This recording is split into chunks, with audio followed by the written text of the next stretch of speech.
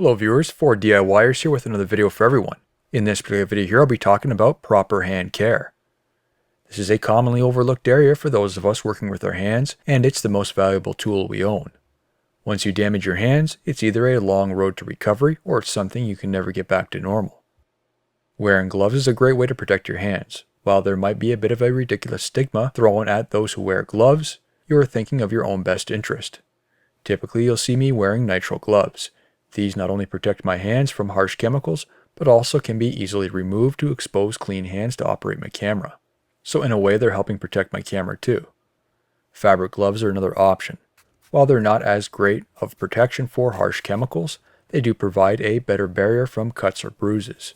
When your hands are exposed to various chemicals such as brake cleaner, other forms of solvents, paint, etc., some of these can cause cancer or even other skin conditions such as eczema. As for cuts, this can be anything minor to more severe. The fabric gloves, depending on the style, can provide some impact resistance to avoid bruising. One I am guilty of, and is a habit I'm trying to stop, is using my hand as a hammer. You may have seen me do this in some of my videos, using the palm of my hand to hit a wrench or ratchet, and that's when I recommend using a dead blow hammer instead.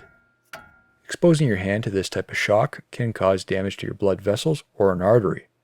Long-term effects will reduce the amount of blood flow in your hands, leading to more problems. I do find doing some basic stretches with my fingers does help keep them nimble, especially when it's cooler outside. As for stretches, it's best to look up common practices online, as I'm not a doctor and different techniques work different for each person. However, I will share my remedy for dry skin, which seems to work great for me.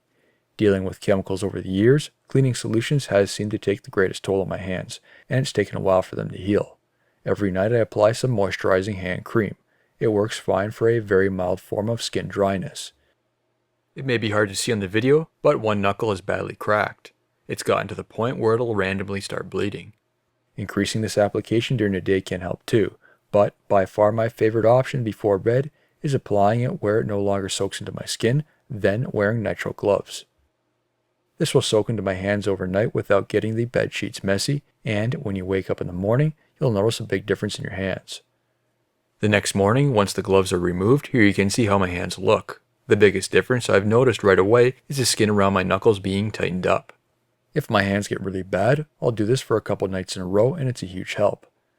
As for hand creams, again, those may work differently based on your skin type, and I won't make any recommendations for that either. If you have any tips for protecting one's hands, please be sure to share them. New videos released every week on my channel. Be sure to hit that thumbs up button. It's a huge help to me, and leave a comment below if you found this tutorial helpful. If you're not a subscriber, be sure to also hit the subscribe button. Thank you for watching.